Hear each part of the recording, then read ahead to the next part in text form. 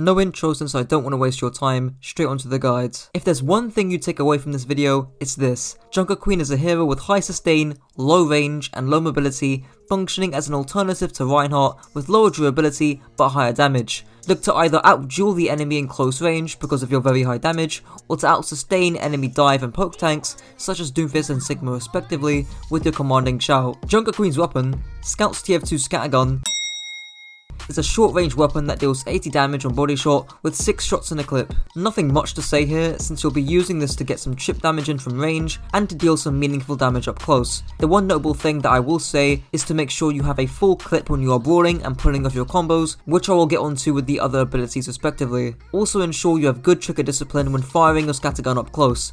Likewise to Reaper, your pellets are hit scan and enemies move faster relative to how close up on screen they are, so taking the extra half a second to readjust your crosshair to land a juicy meat shot could be the difference between landing an elimination or not. Junkerqueen's first ability, a B-Tech Boomerang, makes Junkerqueen toss out a knife that deals 80 damage on hit, and when retracted, can normally pull an enemy 10 meters. It also deals 15 bleed damage over 2.7 seconds. Speaking of bleed, I'll just get this out the way. 100% of the bleed damage you do returns as healing in the passive Adrenaline Surge, or I don't remember. As Tikatee says here, not all bleed damage is created equal, with your Jagged Knife dealing 5.5 healing per second through bleed, Carnage dealing 19 healing per second, and Rampage dealing 21 healing per second for every target hit.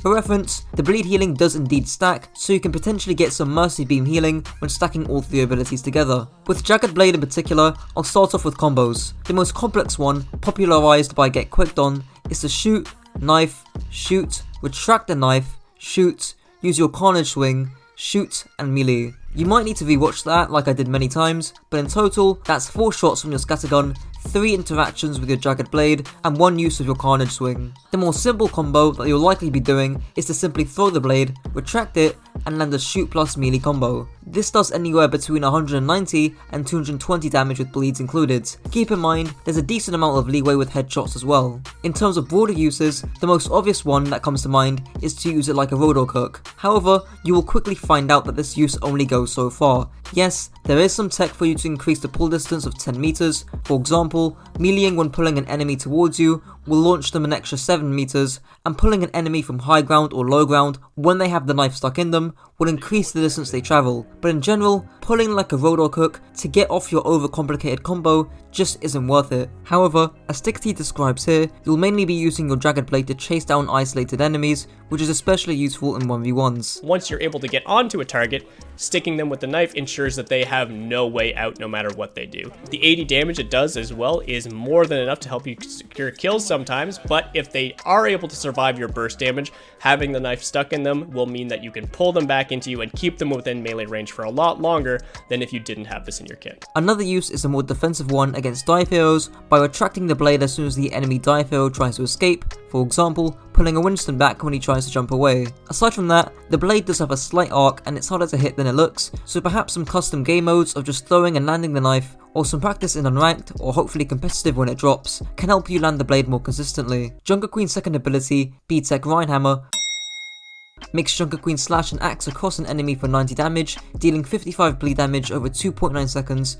with an 8-second cooldown. The main combo for Carnage is to use it first, then follow up with the scattergun, and then with a melee. This in total does 200 damage, but this doesn't include the added bleed or any headshots, so there is some leniency. Because of the long cast time of the axe, you'll likely be wanting to start up the animation around a corner, and as soon as Junkerqueen slashes it across the screen, you peek the corner. The axe functions very similarly to Reinhardt's hammer, as you're able to cleave multiple enemies at once by turning the direction of your camera. In terms of use, it's pretty basic and simple. Use the axe in the mid-fight to build up and stack your bleeds, and in a close-range duel, despite the long cast time from axe, the large, reliable hitbox can help you confirm damage, unlike throwing the Jagged Blades. Junkerqueen's third ability, Cry of Fear, adds 200 overhealth to Junkerqueen, 100 overhealth to those around Junkerqueen, as well as a 30% speed boost for 4 seconds, paired with a lengthy 11-second cooldown. The safest use for commanding Chow is to use it defensively. If you use this ability too early on in order to close the distance, you won't have it active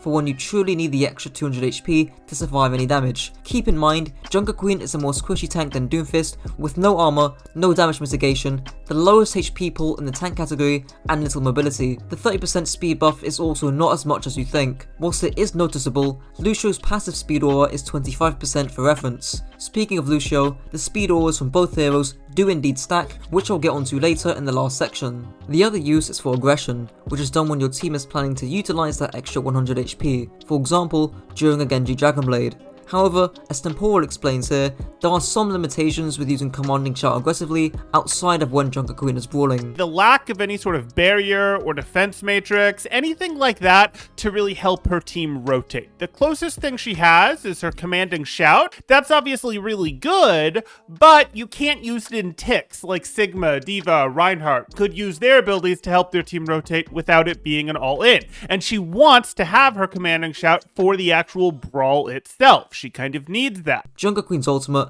the Windmill, makes Junkerqueen charge forward, wounding enemies for 4.8 seconds, applying 100 bleed damage alongside an anti-nade effect. It goes without saying, but this ultimate appears to be very strong due to the anti-effect. As a result, it seems best to use this to initiate a fight, especially when trying to close the distance, as you can then start stacking bleeds very early on, and, as mentioned prior, you can use your Commanding Shout to sustain in the fight further, or to safely disengage as you'd be deep in enemy territory. The only thing to look out for are for cleansing abilities, such as Reaper or Moira Fade, or Zarya Bubbles, which can render your ultimate null, so in that case, it's best to use the ultimate mid-fight when some of these abilities are on cooldown. There's also some War Glide tech shown in the background by Get Quicked On, which is used to avoid getting stunned out of your wind-up time at the start of your ultimate, and to also decrease the amount of damage taken. Onto the final section of playstyle, synergies, and compositions. Coach Spike released a very good video simplifying Overwatch down to 2 matchups, frontline versus angles. Get him to 100 subs whilst you're at it. Essentially, teams with a stronger frontline, think of comps with high sustain, such as Reinhardt and now Junkerqueen, will look to either run it down and rush as normal, or to deny angles. In comparison, teams that can exert better angle pressure, think of comps with high mobility and or range, such as Wrecking Ball or Sigma, will want to either take angles or to disrupt the enemy team's rush. Here's Spike giving an example in 6v6 Overwatch, but the concept still very much applies to 5v5. If both teams play stacked, then the Ryan team will easily win, while the Ball team is much more comfortable when controlling angles. So we have frontline versus angles. What do both teams have to do now? When holding a position or pushing into enemy space, Ryan Lucio comp has to focus on denying flankers first, and later, if they are forced out or Ball Tracer are still rotating, there can be an opportunity to run down the breakers end. But Ryan Lucio are also very dependent on CDs and ults. If they don't have any CDs left, their frontline is crumbling, and running it down or continuing it is quite impossible. So with Junkerqueen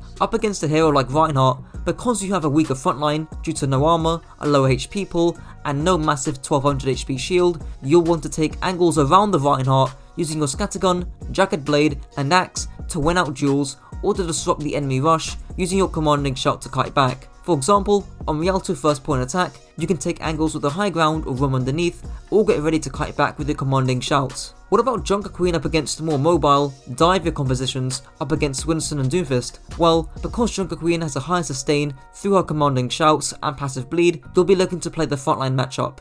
Similar to the Reinhardt vs Bull matchup Coach Spike brought up earlier, you might look to deny angles before running it down, using your Jagged Blade to pull back enemy dive heroes, such as Winston, to help win that frontline matchup. Likewise, in the poke matchup against heroes like Sigma Zen, you'll want to play the frontline matchup to run it down. Because I've already talked about some issues with Junkerqueen's lack of mobility when compared to Reinhardt, there could perhaps be a fix with Lucio Brig. Natter, a professional Overwatch coach, stated himself that Junkerqueen had looked the best with Lucio Brig in tier 2 Overwatch contenders. Here's Temporal explaining why that might be the case. When you look at Lucio's speed plus Junkerqueen's speed, that's a lot of speed that you can stagger there. When you look at Lucio's aura healing plus Brig's Inspire healing plus Junkerqueen's Commanding Shout, that's a lot of sustain that applies to everyone if they're stacked together. The other really cool thing that her Commanding Shout does is it solves a lot of the burst issues with Lucio and Briggs as supports in the past. Their burst would have been limited to a repair pack and amp. But when you have Junkerqueen, you can give an extra 100 health to your other players. That can solve some of the burst issues that come in. Is there still a vulnerability with this core to things like Widow, Pharah, Ashe, heavy direct damage like that? Yeah, there absolutely is. But this sort of comp just completely ignores cleave damage. It doesn't really get chipped down all that effectively from light damage. Well, that's the guide. If you enjoyed, don't forget to subscribe. Until next time.